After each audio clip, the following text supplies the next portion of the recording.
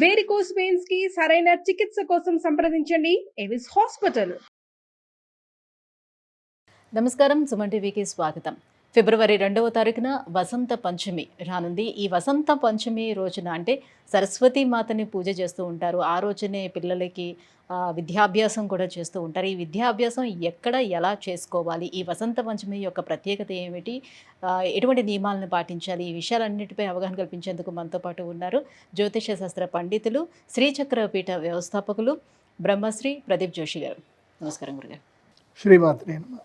గురుగారు, వసంత పంచమి రాగానే పిల్లలందరికీ ఇంకా ఆ రోజే ఇంకా అక్షరాభ్యాసం చేసేయాలి అని చెప్పేసి అందరూ చూస్తూ ఉంటారు. అయితే అక్షరాభ్యాసం ఎక్కడ చేసుకుంటే వాళ్ళకి మంచి విద్య అనేది వస్తూ ఉంటుంది. సో ఎటువంటి నియమాలను ఈరోజు పాటించాలి, ఏంటి వసంత పంచమి యొక్క ప్రత్యేకత? శ్రీ గురుభ్యో నమః. శ్రీమాత్రే నమః. శుక్లాం బ్రహ్మ విచారసార పరమాం ఆద్యాం జగద్వ్యాపినీం వీణా పుస్తకధారిణీం అభయదాం జాఢ్యాంధకారాపహాం హస్తైస్ఫాటికమాలికాం విదధతీం పద్మాసనే సంస్థితాం వందే తాం పరమేశ్వరీం భగవతీం బుద్ధిప్రదాం శారదాం. శ్రీమాత్రే. ఈ వసంత పంచమి అక్షరాభ్యాసం మీరు ఎక్కడైనా దేవస్థానంకి వెళ్ళండి, అక్షరాభ్యాసం చేసుకోండి. ఎక్కడికైనా దేవస్థానంకి కేవలం సరస్వతి టెంపుల్సే కాదు, ఎక్కడైనా వెళ్ళి చేసుకోవచ్చు. ఎందుకోసం అంటే అందరికీ అన్ని దగ్గరికి వెళ్ళడానికి అవైలబిలిటీ ఉండదు. తీరా పోయిన తర్వాత కూడా అక్కడ క్రౌడ్ ఎక్కువగా ఉండి ఇబ్బంది పడతారు. ఎక్కడికి వెళ్ళినా దైవము శక్తి సన్నిధానం ఉంటుంది. కానీ ఆ దైవ సాన్నిధ్యములో మంత్రవేత్త కలిగినటువంటి శాస్త్రవేత్త, అంటే శాస్త్రము మంత్రము తెలిసినటువంటి ఒక గురువు ఉండాలి. ఎందుకోసం అంటే విద్య ఎవరిస్తారు? గురువే ఇస్తాడు. దైవ ఉపాసన కలిగినటువంటి మంత్రవేత్త ఉండాలి, అతనికి జ్ఞానం ఉండాలి. అతను తన కన్నులతో అతని శక్తితో మీకు అనుగ్రహించగలిగే గురువు ఉండాలి. ఎందుకోసమంటే దైవం ఎక్కడైనా ఉంది, కానీ ఆ దైవానుగ్రహాన్ని ఇచ్చేటువంటి వాడు గురువు మాత్రమే. అందులోనూ జ్ఞానం ఇచ్చేటువంటి వాడు గురువు మాత్రమే. మంచి శాస్త్ర పండితులు ఉండేటువంటి ప్రదేశంలో, అంటే ఉపాసన ఏ దైవ బలం ఏ దేవస్థానంలో అయితే గనక దైవ బలము ఉపాసన బలం ఎక్కువ ఉన్నటువంటి పండితులు ఉండాలి. అలాంటి దేవస్థానంలో వెళ్ళాలి. ఎందుకోసమంటే ఈ అక్షరాభ్యాసం విద్యాభ్యాసం యొక్క ప్రత్యేకత ఏమిటంటే పిల్లలకి చెవిలో, కుడి చెవిలో గురువు ఓంకార మంత్రాన్ని 3 సార్లు చెప్పాలి. ఆ చెప్పే గురువు ఓంకార అనుష్ఠానం చేసుకున్న వాడై ఉండాలి, సాధన చేసి ఉండాలి, ఆ గురువుకి శ్రీ విద్య తెలిసి ఉండాలి. అలాంటి గురువు దగ్గరికి వెళ్ళి చేయించుకోవాలి. ఇది గురువు. అమ్మవారు సరస్వతీదేవి, ఆమె అమ్మలగన్నయమ్మ, ఆమె పెద్ద గురువు, అందరికన్నా పెద్ద గురువే. కాకపోతే ఆ అమ్మ అనుగ్రహాన్ని ప్రసాదించగలగాలి అని అంటే ఆ అమ్మకు సంబంధించిన శ్రీ విద్యా తత్వం, శ్రీచక్రానికి సంబంధించిన తత్వం అంతా తెలిసి ఉండాలి. ముఖ్యంగా శ్యామలా దండకం, రాజశ్యామల ఉపాసన ఉండాలి. అలా చదివితే శ్యామలా దండకం ఇలా చదివేయాలి టకటక. జయ జనని సుధా సముద్రాంత హృద్యన్ మణిద్వీప సంభ్రూఢ బిల్వాటవీ మధ్య కల్పద్రుమా కల్ప కాదంబ కాంతార వాసప్రియే కృత్తివాసప్రియే సర్వలోకప్రియే సాదరారబ్ధ సంగీత సంభావన సంభ్రమాలోల నీపస్రగాబద్ధ చూలి సనాతత్రికే సానుమత్పత్రికే. ఇలా టకటక ఆ అమ్మవారు ఎక్కడుండాలి? నాట్యం చేస్తుండాలి నాలుక పైన. స్త్రీ సూక్త, పురుష సూక్తాలు అలా అన్నీ చదవగలగాలి. అలాంటి గురువు దగ్గరికి వెళ్ళి అక్షరాభ్యాసం చేయించుకోవాలి. అక్షరాభ్యాసం చేయించే పద్ధతి ఏమిటంటే కనుక మొట్టమొదటిగా మీరు ఒక క్లాత్, ఒక వైట్ కలర్ క్లాత్ కానీ ఆకుపచ్చ రంగు క్లాత్ కానీ ఏదైనా సరే, బ్లాక్ తప్ప, బ్లాక్ బ్లూ తప్ప ఏదైనా ఒక క్లాత్ తీసుకొని ఒక పీఠ మీద, ఒక చౌక పీఠ మీద క్లాత్ పరవాలి. దాని మీద బియ్యం వేయాలి. బియ్యం వేసి బియ్యాన్ని చదును చేయాలి. చదును చేసి దాని మధ్యలో కలశం పెట్టాలి. కలశం మీద ఒక కొబ్బరికాయ పెట్టాలి. కొబ్బరికాయ మీద ఒక గోపురంలాగా ఒక ఎర్రటి కనుమ పెట్టుకోవాలి. పెట్టి గణపతి, గౌరీ, తమలపాకులు, ఒక 100 తమలపాకులు తీసుకొని ఆ తమలపాకులు పెట్టేసుకొని గౌరీ, గణపతి, నవగ్రహాలు, అష్టదిక్పాలకులు వీళ్ళందరినీ ధ్యానం చేసుకొని ఆవాహన చేసుకోవాలి. చేసుకున్న తర్వాత మూల అధిష్టాన దేవత సరస్వతీదేవి అమ్మవారి యొక్క మూల మంత్రం పిల్లలతో చెప్పించాలి. చెప్పించి తండ్రి తన కుడి కాలు మీద పిల్లవాడిని కూర్చోబెట్టుకోవాలి. ఎడమ కాలు మీద పిల్లల్ని, ఎడమ తొడ మీద పిల్లల్ని కూర్చోబెట్టుకోకూడదు. తండ్రి కుడి తొడ మీద కూర్చోబెట్టుకోవాలి పిల్లల్ని. కుడి తొడ మీద తండ్రి కూర్చోబెట్టుకొని తండ్రి మొట్టమొదటిగా పిల్లవాడితో ఓంకారం రాపించాలి. ఓంకారం రాపించి శ్రీమాతృ మంత్రం, శ్రీమాత్రే నమః, శ్రీమాతృ మంత్రం చెప్పించాలి. తర్వాత తల్లి కూడా అక్షరాభ్యాసం చేయించాలి. వీరిద్దరూ అక్షరాభ్యాసం చేసిన తర్వాత హారతి, ఇదైతే భగవంతునికి మనం నివేదన చేయవలసినటువంటి హారతి, ప్రసాదము, నైవేద్యం అంతా చేసి ప్రదక్షిణపూర్వకంగా నమస్కారం చేసి తర్వాత గురువు దగ్గరికి రావాలి. మేము అక్షరాభ్యాసం చేసాం. ఎందుకోసం అంటే శాస్త్రంలో మాతృదేవోభవ, మొట్టమొదటి గురువు ఎవరు అంటే తల్లి, తర్వాత పితృదేవోభవ, రెండవ ప్రధాన దైవము తండ్రి. వీళ్ళిద్దరు అయిపోయారు. మూడవ వాళ్ళు ఎవరు అంటే ఆచార్య దేవోభవ. అప్పుడు ఆచార్యుడి దగ్గరికి రావాలి. ఆచార్యుడి దగ్గరికి వచ్చి మేము అక్షరాభ్యాసం చేసాము, వీడికి మంత్రోపదేశం చేయండి, ప్రణవ మంత్రం ఉపదేశం చేయండి. అప్పుడు కుడి చెవులు గురువు ఓంకారాన్ని చెప్పి గురువు కూడా దగ్గర కూర్చోబెట్టుకొని ఆ పిల్లవాడికి శ్రీమాత్రే నమః, అదేవిధంగా లేదంటే ఓం నమ శివాయ లేదా ఓం నమో నారాయణాయ, ఓంకారం అనే ప్రణవనాదాన్ని గురువు తన చేతితోటి రాయించాలి. రాయించి గురువు తన అరచేతితోటి పిల్లవాడి చేయి మీద, నెత్తి మీద చేయబెట్టి ఆశీర్వాదం చేయాలి.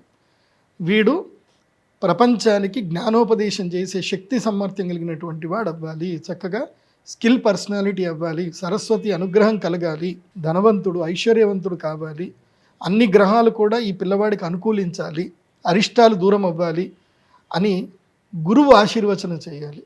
అలా ఆశీర్వచనం చేసిన తర్వాత తల్లి తండ్రి పిల్లవాడిని ఒడిలో పెట్టుకొని చక్కగా అమ్మవారి దగ్గరికి వెళ్ళి ఓడిబియ్యం వేయడము, అమ్మవారికి ఓడిబియ్యం ఇవ్వాలి. ఆ రోజు ఓడిబియ్యం పోసి ఆ తర్వాత అమ్మవారికి దండం పెట్టుకొని అదే దేవస్థానంలో అమ్మవారి యొక్క నైవేద్యము భోజనం చేయాలి. ఏం భోజనం చేయాలి? నైవేద్యం, ప్రసాదము, అమ్మవారికి పెట్టిన నైవేద్యం భోజనం చేయాలి. చాలామంది ఏం చేస్తారు, ఇంత కష్టపడి వెళతారు, చక్కగా అక్షరాభ్యాసాలు అని చెప్పి బయటకు వచ్చెక్కడో హోటల్లో తింటారు. వాడు హోటల్లో స్నానం చేసి వండాడో తెలియదు, ఏం వేసాడో తెలియదు, ఎట్లా చేస్తున్నాడో తెలియదు. సో పద్ధతి ఉండదు. మళ్ళీ అందుకే చక్కగా అరిటాకులు కానీ మంచిగా వేసుకొని చక్కగా భోజనం. మరి సరస్వతి మాత టెంపుల్స్ లోనే ఒకవేళ అక్షరాభ్యాసం చేయకుండా మీరు చెప్పినట్టుగా ఏదైనా టెంపుల్స్ లోనే ఒకవేళ ఇంట్లో చేయించుకున్నా పర్వాలేదు. మరి అప్పుడు అమ్మవారికి ఒడిబియ్యం అది ఇవ్వడం ఇంట్లోనే పోయండి, ఇంట్లో ఒడిబియ్యం పోయండి, పోసి అక్కడ అమ్మవారి దేవస్థానంకి వెళ్ళి ఇచ్చేసి రండి. ఇప్పుడు వసంత పంచమి అంటే అందరు కూడా బాసర సరస్వతి దేవస్థానానికి వెళ్ళిపోతారు. మోస్ట్లీ బాసర సరస్వతి అమ్మవారు మహాశక్తి పీఠం. అది సాక్షాత్తు వ్యాస భగవాన్ల వారు మహాభారతం రాసింది అక్కడనే, గణేశుడు కూడా అక్కడనే కూర్చొని మహాభారతం రాశారు అనేది ప్రతీతి. నాకు అమ్మవారు జ్ఞానోపదేశం చేసింది కూడా అక్కడనే. నాకు అమ్మవారి యొక్క పాదముద్రలు నాకు కనిపించాయి, గజ్జల శబ్దం వినిపించింది, పాదముద్రలు కనిపించాయి. ఇప్పుడు నా 9వ ఏటనే నాకు అమ్మవారి యొక్క అనుగ్రహం కలిగింది అక్కడనే. మా నాన్నగారిని ఆజ్ఞాపించింది, వీడు భవిష్యత్తులో మహాపండితుడు అవుతాడు, వీడిని గురుకులంలో వెయ్యు అని మా అమ్మ నాన్నకు చెప్తేనే నన్ను అక్కడిని తీసుకెళ్ళి గురుకులంలో వేసేసారు. నేను లేకపోతే వేరే ఏ సాఫ్ట్వేర్ కంపెనీలో చేసుకుంటూ టిక్టాకులు చేసుకుంటూ ఉండేవాడినేమో. మా నాన్నగారు చెప్పారు కాబట్టి మా నాన్నగారు నన్ను పంపించారు. నేను అక్కడ ఉండి అమ్మవారు ఉపాసన చేసినప్పుడు పక్కన కొలను ఉండేది బాసర్లో. నేను అక్కడ పద్ధతి ఏముండేనంటే, బాసర్లో ఒక పెద్ద చెట్టు ఉండేది, రావి చెట్టు. ఇంత డెవలప్మెంట్ ఏం లేకుండా బాసర్లో. దాని ముందంతా పార్కింగ్ ప్లేస్ ఉంటుండే, మంచి కోనేరు ఉంటుండే. అక్కడ దీక్ష తీసుకొని, బాసర దేనికి ప్రత్యేకత అంటే అక్కడ వెళ్ళి దీక్ష తీసుకొని తెల్లవారుజామున్నే 4 గంటలకు లేచి అమ్మవారికి అభిషేకం చేయడానికి అక్కడ కుండములో నుంచి నీళ్లు తీసుకొచ్చి అమ్మవారికి అభిషేకం చేస్తూ ఉంటే అమ్మవారి యొక్క నిజరూప దర్శనం చేసుకునే భాగ్యము అందరికీ దక్కేది. కూర్చొని అక్కడ ఉపాసన చేసేవాళ్ళకు. తర్వాత అమ్మవారికి 108 ప్రదక్షిణలు చేసుకునేవాళ్ళు. ప్రదక్షిణలు చేసుకొని అక్కడనే దీక్షాపీఠం పెట్టుకొని అమ్మవారి యొక్క మూల మంత్రము అక్కడ మాకు ఉపదేశం చేసేటువంటి వాళ్ళు ఆ దేవస్థానం యొక్క అర్చకులు. ఇప్పుడు అచ్యుతని ఒక ఆయన ఉంటుండే, అచ్యుతన్న అని చెప్పి వాళ్ళు మాకు ఉపదేశం చేశారు. ఉపదేశం చేసిన తర్వాత అక్కడ మంత్రం చదువుకోవాలి. 1,00,000 జపం కానీ 10,000 జపం కానీ చేసుకుంటూ ఉండాలి. మధ్యాహ్నము అంటే 11 అవుతూనే అమ్మవారి యొక్క కనుమిస్తారు. దేవస్థానం వాళ్ళే బ్రాహ్మణులే మనకు కనుమిస్తారు. అమ్మవారి యొక్క కనుమిస్తే ఆ కనుము 4 వైపులు ముడిగట్టేసుకొని దాన్ని కనుము ఇట్లా చేతిలో వేసేసుకొని బ్యాగులు లాగేసుకొని ఇటువైపు వేసుకొని భిక్షాటనకి వెళ్ళాలి. ఎక్కడ? బాసర వ్యాసపురి దేవస్థానానికి సంబంధించిన బ్రాహ్మణుల కుటుంబాలు ఎవరైతే బాసర విలేజ్లో వాళ్ళందరూ రెసిడెన్స్ అయి ఉంటారు. వాళ్ళ ఇళ్ళన్నీ కూడా ఒకళ్ళకొకళ్ళకి తెలుస్తూనే ఉంటాయి. వాళ్ళ ఇళ్ళకి వెళితే వాళ్ళు అక్కడ ఏం చేసేవాళ్ళు, ప్రతిరోజు వాళ్ళు వైశ్వానరము అగ్నిహోత్రం చేయగా మిగిలిన ప్రసాదం ఏదైతే ఉందో పక్కన పెట్టేవాళ్ళు. ఎవరు, ఈ దీక్షాపరుల కోసమని పక్కన పెట్టేవాళ్ళు కాబట్టి ఎవరైతే వస్తారో వాళ్ళందరికీ ఇంతింత అన్నం వేసేవాళ్ళు. అలా అన్నం వేసినప్పుడు వీళ్ళందరి ఇళ్ళ నుంచి అన్నం కలెక్ట్ చేసుకొని మళ్ళీ దేవస్థానంకి వచ్చి అమ్మవారికి ఆ ప్రసాదాన్ని చూపించి కొలను దగ్గరికి వెళ్ళి కొలంలో కొంచెం అది అన్నం వేసి మళ్ళీ అదే బట్టలోనే, మళ్ళీ ప్లేట్లో గీట్లో ఏం కాదు, మళ్ళీ దాంట్లో ఆవకాయలు గీవకాయలు ఏం యాడ్ చేసుకోవద్దు, వాళ్ళు ఏం వేశారో దాన్ని అలాగే తినాలి. తినేసి మళ్ళీ ఆ క్లాత్ కడుక్కోవాలి, అదే నీళ్ళల్లో క్లాత్ కడిగేసుకొని ఏం చేయాలి, మళ్ళీ ఆరేసుకొని మధ్యాహ్నం పూట కాస్త విశ్రాంతి తీసుకొని మళ్ళీ సాయంత్రం అమ్మవారికి భజన, రాత్రంతా మళ్ళీ జపం చేసుకొని పడుకోవాలి. మళ్ళీ తెల్లవారుజామునే 3:30కి లేవాలి, బ్రాహ్మీ ముహూర్తంలో లేవాలి, చల్లటి నీళ్ళు స్నానం చేయాలి, అమ్మవారి అభిషేకం చూడాలి, అమ్మవారి బండారు తీసుకోవాలి, బండారు నోట్లో వేసుకోవాలి, ఇట్లా తిరగాలి. ఇది బాసర దేవస్థానానికి సంబంధించిన ఒక పద్ధతి. ఈ రాను ఎండోమెంట్ కల్చర్ చేంజ్ చేసిందంటే ఈ దేవస్థానానికి సంబంధించిన వచ్చిన ధనమంతా కూడా ఆ అర్చకులే తీసుకొని వాళ్ళు అందరూ పంటలు పండించి ఈ దేవస్థానంలో దీక్ష తీసుకునే వాళ్ళందరికీ వాళ్ళు అన్నదానం చేసేవాళ్ళు. వీళ్ళందరూ వచ్చేసి పంతుల్ని అందరిని ఏం చేస్తారంటే, ఎవరైతే అర్చకులు ఎవరైతే దైవ సంపన్నులు ఎవరైతే ఉంటారో వీళ్ళందరినీ లేబర్ కిందకి మార్చేశారు ఎండోమెంట్ డిపార్ట్మెంట్. అంటే మీరు నెల జీతగాళ్ళు, మీకు ఇంత నెల జీతం ఇచ్చేస్తాము అన్నట్టు మార్చారు. అది చాలా తప్పు పని చేశారు. బాసర్లో తప్పు జరిగింది. ఇప్పుడు ఈ మధుకర వృత్తి చేయడానికి ఎవరింట్లోకి వెళ్ళినా వాళ్ళకి ఇప్పుడు వాళ్ళు వేయాలంటే వాళ్ళ ఇంట్లో కూడా బియ్యం రావాలి కదా, వాళ్ళకి దైవం నుంచి వాళ్ళకి సంపద వచ్చేది కాబట్టి వాళ్ళు అన్నం వేసేవాడు. ఇప్పుడు రాను ఏమైపోయిందంటే ఉపాధి తగ్గిపోయింది కాబట్టి బ్రాహ్మణ కుటుంబాలు తగ్గిపోయాయి. ఇప్పుడు 3-4 మధుకర వృత్తికి వేస్తున్నారు, వాళ్ళు వదలట్లే, కొంతమంది అయితే వేస్తున్నారు. కానీ ఎన్నో కుటుంబాలు అమ్మవారి యొక్క సేవను వదిలేసి వెళ్ళిపోయాయి. అందుకే నాకు బాసరికి వెళ్ళాలంటే కొంచెం బాధ అనిపిస్తుంది నాకు. ఇప్పుడు సరస్వతి అమ్మవారి యొక్క శక్తి అక్కడ ఉంది. శక్తి దేనివల్ల ఉంది? మంత్రము వల్ల శక్తి ఉంది, అనుష్ఠానం వల్ల శక్తి ఉంది. అనుష్ఠానము లేదు, మంత్రము లేదు, శక్తి ఎక్కడ ఉంటుంది? ఉండదు కదా. నువ్వు రోజు లాక్కుంటూ వెళ్ళిపోతా ఉన్నావు, కానీ శక్తిపాతం చేయాలి కదా. అక్కడ శ్రీచక్రానికి శక్తిపాతం చేయాలి కదా. బాసరలో ఒకే ఒక చోట ఐరావత, కూర్మ, నాగ, శ్రీచక్రం అక్కడ ఉంది. అంటే గరుత్మంతుడు, ఐరావతము, నాగ, తర్వాత అశ్వదళము, ఇవన్నీ కడుపుకున్నటువంటి పంచప్రాకార శ్రీచక్రం అక్కడే ఉంది, ఇంకెక్కడా లేదు, భారతదేశంలో ఎక్కడా లేదు. అది వ్యాసుల వారు పెట్టినటువంటి శ్రీచక్రం అది. అందుకే వసంత పంచమి రోజు ప్రతి ఒక్కరూ బాసరికి వెళ్ళాల్సిందే, దర్శనం చేసుకోవాల్సిందే. కాకపోతే ఈ పద్ధతి ఏదైతే ఉందో, ఈ భోజన పద్ధతి, మధుకర పద్ధతి ఏదైతే ఉందో, ఇది అమ్మవారు నాకు అప్పచెప్పింది. నేను అదే పద్ధతి కోసం అని చెప్పి నేను అక్కడనే దేవాలయం ఎప్పుడు వెళ్ళినా కూడా అమ్మవారి దగ్గరికి ఒక రాత్రి నిద్ర చేసి తర్వాత నెక్స్ట్ డే భిక్షాటన చేసి సో అలాగ పూర్తి చేసుకొని రావాలి అని అంటారు. బట్ ఇప్పుడు మనం ఇలా వెళ్ళి దర్శనం చేసుకుని అలా వెంటనే వచ్చేస్తున్నాం, అదేదో సొల్యూషన్ చెప్పి సిగ్నేచర్ చేసి వచ్చినట్టు వస్తున్నాం. సనాతన ధర్మంలో, హైందవ ధర్మములో దైవ దర్శనము అంటే అర్థం ఏంటంటే దైవం దగ్గర ఒక రాత్రి గడపడం, దైవ ఉపాసన చేయడం, శక్తి ఉపాసన చేయడం. పైన కాళికా అమ్మవారు ఉంటారు, చాలా పవర్ఫుల్ కాళికా అమ్మవారు. ఒకప్పుడు ప్రతీతి ఉండేది, రాత్రి ఎవడన్నా బయటకు పోతే కాళికా అమ్మవారు తినేసేది అని చెప్పి ప్రతీతి ఉండేది. అక్కడ అంత శక్తి ఉండేది అక్కడ బాసర్లో. ఇప్పుడు అంత నీరుగారిపోయింది, మొత్తం దాన్ని కమర్షియల్ చేసి పెట్టేశారు. ఒక commercial complex, come give me money అయిపోయి కమర్షియల్ కాంప్లెక్స్ చేసి పెట్టేశారు దాన్ని. పోనీ డబ్బులు తీసుకుంటే తీసుకోండి, భక్తులకి ఆ సౌలభ్యత ఇవ్వాలి కదా. మొదలు బాసర అమ్మవారి దగ్గరనే ప్రాకారంలోనే దీక్ష కూర్చునేవాడు. ఇప్పుడు ఆ దీక్షలు ఏం లేవు, ఏమనుంటే దీక్షలు మీరు ఆడ బయట ఏదైనా హోటల్ నుండి చేసుకోరు అంటున్నారు. దీక్షాపీఠం లేదు, చాలా తప్పు చేస్తున్నారు. అండ్ ప్రధానంగా అక్కడ ఉండే రావి చెట్టును కొట్టేసేది కాదు, ఆ చెట్టును మొత్తం కొట్టేశారు. శక్తి అక్కడ ఉండేది, వృక్ష రూపంలో శక్తి ఉండేది, దాన్ని కూడా కొట్టేశారు. ఇప్పుడు ఏదో చేస్తున్నారు, ఏదో నడుస్తున్నాయి. ఏముంటుంది, ఓ విఐపి లీడర్ తీసుకెళ్తే కూర్చోబెడతారు, మామూలు మనిషిని అయితే కూర్చోబెట్టలేరు. సో ఇట్లా జరుగుతుందన్నమాట. ఒకప్పుడు సాంప్రదాయాలు వేరు, ఇప్పుడు ఆ సాంప్రదాయాలన్నీ అటకెక్కేసాయి. ఈ వసంత పంచమి రోజున మీ దగ్గర ఎటువంటి పూజా కార్యక్రమాలు అవలంబిస్తున్నారు? నేను చెప్పేది ఏంటంటే, మీరు ఎవరైనా సరే బాసరకు రండి, అమ్మవారి దర్శనం చేసుకోండి. లేదంటే వసంత పంచమికి మా శ్రీచక్ర పీఠానికి రండి. pradeepjoshi.com వెబ్సైట్లో మా టెంపుల్ అడ్రస్ ఉంటుంది, వసంత పంచమికి సంబంధించిన వ్యవహారం ఏముంది, ఏం కథ అన్నీ ఉంటాయి. నేను అందరికీ పలకలు ఫ్రీగా ఇస్తాను, అందరికీ నా చేతితోటి అక్షరాభ్యాసం ఫ్రీగా చేసిస్తాను, అందరికీ నేను ఉపదేశం చేయిస్తాను. సంవత్సరంలో 3 రోజులు అమ్మవారి యొక్క అనుగ్రహం శక్తిపాతం ఉంటుంది నా దగ్గర. 3 రోజులు నేను అవైలబుల్ ఉంటాను, సంవత్సరానికి 3 రోజులు శక్తిపాతం నేను ఇవ్వగలుగుతాను. ఆ రోజు అమ్మ నన్ను అనుగ్రహిస్తుందని నాకు నమ్మకం ఉంది. వసంత పంచమి రోజు మీరు ఏ సమస్య ఉన్నా ఏది ఉన్నా నన్ను వచ్చి కలవచ్చు, మాట్లాడచ్చు. తెల్ల ఆవాలు అభిమంత్రణం చేసిస్తాను శత్రుబాధ విముక్తి అవ్వడానికి. మీకు చదువు సరిగ్గా రావట్లేదు, జ్ఞానం సరిగ్గా లేదు, లవంగాలు తెచ్చుకోండి 100 గ్రాములు, అభిమంత్రణం చేసిస్తాను. లేదు మీకు ఆరోగ్య సమస్యలు ఎక్కువగా బాగా ఇబ్బంది పెడతా ఉన్నాయి, బెల్లము తెచ్చుకోండి, దాన్ని అభిమంత్రణం చేసిస్తాను, ఆరోగ్య సమస్యలు తగ్గుతాయి. జ్ఞాపక శక్తికి, విద్యా జ్ఞాన శక్తికి లవంగాలు, శత్రుబాధకి తెల్ల ఆవాలు, ఆరోగ్యమునకు బెల్లం. ఇవి కొంచెం కొంచెం తెచ్చుకోండి, నేను మంత్రించి ఇస్తాను. అవి తీసుకెళ్ళి నేను చెప్పినట్టుగా వాడుకోండి. ఆ ఒక్కరోజు నేను అందరికీ అవైలబుల్ ఉంటాను. సో వీళ్ళకేం డబ్బులు ఏమి అడగను, అభిమంత్రం చేసేయడానికి. కేవలం అక్షరాభ్యాసం చేయడానికి మాత్రమే కాదు, సో పిల్లలు ఎవరికైనా చదువు సరిగ్గా రావటం లేదు, రండి, ఎవరైనా సరే రండి. మీ పిల్లాడు ఇంటర్మీడియట్ చదువుతున్నా వాడు సరిగ్గా చదవట్లేదు, వాడికి ఏం బుద్ధి లేదు, రండి, వాడికి నెత్తి మీద చేయబెడతాను, అనుగ్రహిస్తాను. అందరికీ ఆ రోజు మంత్రించి ఇస్తాను. అందరికీ అన్నదానము ఫ్రీగా ఉంటుంది, అందరూ అన్నదానం చేసుకోండి.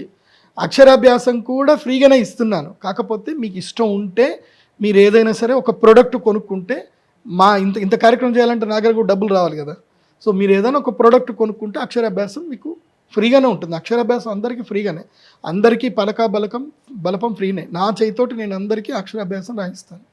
పూజలో కూర్చోవాలంటే కొంచెం ఒక 2000 దీనంతటికీ కూడా ముందుగా మీ వెబ్సైట్లోనే లాగిన్ చేసుకొని వెబ్సైట్లో విజిట్ చేసుకోండి, బుక్ చేసుకోండి. లేదంటే డైరెక్ట్ వచ్చేయండి.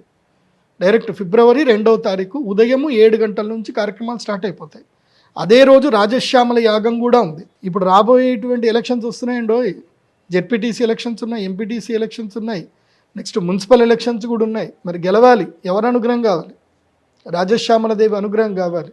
అనుగ్రహం రావాలి అని అంటే ఈ యజ్ఞంలో పాల్గొనాలి, రాజశ్యామల యజ్ఞంలో పాల్గొనాలి. సో ఈ కాంపిటేటివ్ ఎగ్జామ్లో సక్సెస్ అవ్వాలన్నా ఏదైనా సరే సంవత్సరానికి 3 ముహూర్తాలు ఉంటాయి, అత్యంత శ్రేష్టమైన ముహూర్తాలు. వసంత పంచమి, అక్షయ తృతీయ, ధనత్రయోదశి. ఈ 3 ముహూర్తాలు. ఈ 3 ముహూర్తంలోనే నేను యజ్ఞం చేయిస్తాను, యంత్రం కూడా ఇస్తాను. మిగతా ఏ రోజుల్లోనూ నేను యంత్రము ఇవ్వను. మళ్ళీ ఆ రోజుల్లో యంత్రం తీసుకోవాలంటే 1 lakh పెట్టి పూజ చేసుకోవాలి, మిగతా రోజుల్లో తీసుకోవాలి. అదే ఈ రోజు అనుకోండి 35,000లో మీకు యంత్రము వస్తుంది, యజ్ఞము జరుగుతుంది, చక్కగా భోజనం చేసుకుంటారు, ప్రసాదం తీసుకుంటారు. నేను భక్తులకు చెప్పేది ఏంటంటే, వసంత పంచమి రోజు అక్షరాభ్యాసం చేసుకోవాలి అనుకుంటే మా శ్రీచక్ర పీఠంలో అక్షరాభ్యాసం చేయండి. మా దేవస్థానం డెవలప్మెంట్కి మీరు కూడా సహాయకులు అవ్వండి, దాతలు అవ్వండి. అక్కడి నుంచి బాసరికి వెళ్ళడానికి జస్ట్ 16 కిలోమీటర్లే, పక్కనే ఉంటుంది. బాసరికి వెళ్ళండి, అమ్మవారి దర్శనం చేసుకొని రండి. మా శ్రీచక్ర పీఠానికి వచ్చి భోజనం చేయండి. బాసర్లో ఎవరైనా అక్షరాభ్యాసం చేసుకున్నా మా శ్రీచక్ర పీఠానికి వచ్చి భోజనం చేయండి. ఆ రోజు మేము అందరికీ అన్నదానం, అందరికీ సరిపడా అన్నం వండి పెడతాము. 1000 మందికి అన్నదానం చేయడానికి మేము సిద్ధం ఉన్నాము. సో మీరు ఒకవేళ బాసర్లో చేసుకున్నా ఎక్కడో పడి తినకండి, ఇష్టం వచ్చినట్టుగా తినకండి. ఆ రోజు పూజ జరిగింది కాబట్టి. రాజశ్యామల యాగం కూడా దాంతో పాటుగానే చేస్తారు. రాజశ్యామల యాగం 9 గంటలకు ప్రారంభం అవుతుంది, 7 గంటల వరకు అందరూ వచ్చేసేయాలి. అక్షరాభ్యాసాలు అమ్మవారి దేవాలయంలో కంటిన్యూ జరుగుతూనే ఉంటాయి. అమ్మవారి సన్నిధానంలో శ్రీచక్రం దగ్గరనే, అంటే మా దగ్గర 360 kgల పంచలోహ శ్రీచక్రం ఉంది, పెద్దది. సో ఆ పంచలోహ శ్రీచక్రం దగ్గరనే అక్షరాభ్యాసాలు జరుగుతూ ఉంటాయి కంటిన్యూగా. మార్నింగ్ 8 o'clock నుంచి ఎవ్రీ 1 hourకి ఒక అక్షరాభ్యాసం సెషన్స్ నడుస్తూనే ఉంటాయి అమ్మవారి సన్నిధానంలో. అక్షరాభ్యాసం అవ్వడము, అక్షరాభ్యాసం కాగానే అందరూ వెళ్ళి అమ్మవారి దగ్గరికి వెళ్ళి మీ పిల్లల్ని అమ్మవారికి ఒళ్ళోని కూర్చోబెట్టి దండం పెట్టేసుకొని మీరు బయటకు రండి. మేము అలో చేస్తాం, అమ్మవారి దేవస్థానం లోపలికి పోవడానికి కూడా మేము అలో చేస్తాం. మేము ఎవరిని రిస్ట్రిక్ట్ చెయ్యం. బికాస్ అంత కష్టపడి మీరు అమ్మవారి సాన్నిధ్యానికి వెళ్ళిపోతే ఎట్లా? వెళ్ళండి, అందరూ అమ్మవారి సాన్నిధ్యానికి వెళ్ళండి. మీ పిల్లాడిని అమ్మవారి ఒళ్ళో కూర్చోబెట్టండి, దండం పెట్టుకోండి. తర్వాత అక్షరాభ్యాసము అంత అయిపోయిన తర్వాత యాగం జరుగుతుంది, యాగంలో పాల్గొనండి, లేదంటే కూర్చోండి. యాగం మొత్తం అయిపోయిన తర్వాత అన్నదానాలు జరుగుతూ ఉంటుంది. అప్పుడు నేను అందరికీ అక్షరాభ్యాసము, అభిమంత్రణం అన్నీ ఇస్తాను. మధ్యాహ్నం 2 గంటల నుంచి ప్రారంభం చేసుకొని సాయంత్రం 6 గంటల వరకు, 6-8 గంటల వరకు అందరికి ఇస్తాను. మా శ్రీచక్ర పీఠంలో ప్రత్యేకత ఏంటంటే, అక్షరాభ్యాసం చేసే ప్రతి ఒక్కరికి కూడా శ్యామలా దండకము ఫ్రీగా ఇస్తాము. అలాగే మీరు వేసుకున్నారు చూడండి మాతంగి మాల, ఇది సరస్వతి మాల అంటారు. ఈ మాతంగి మాల ఎవరెవరు యాగం చేస్తారో, ఎవరెవరు అక్షరాభ్యాసం చేసుకుంటారో వాళ్ళందరికీ కూడా ఇవ్వడం జరుగుతుంది. బట్ దానికి డొనేషన్ అయితే చేయాల్సింది ఉంటుంది. సో మాతంగి మాల వేసుకోవాలి ఆ రోజు, శ్యామలా దండకం చెప్పించుకోవాలి. అండ్ రాత్రి 7 గంటలకి అమ్మవారికి హారతి ఉంటుంది, పెద్ద హారతి ఉంటుంది, లలితా సహస్రనామ పారాయణం ఉంటుంది. రాత్రి 7 గంటలకు పారాయణం చేసుకున్నాక కార్యక్రమాలు అయిపోతాయి.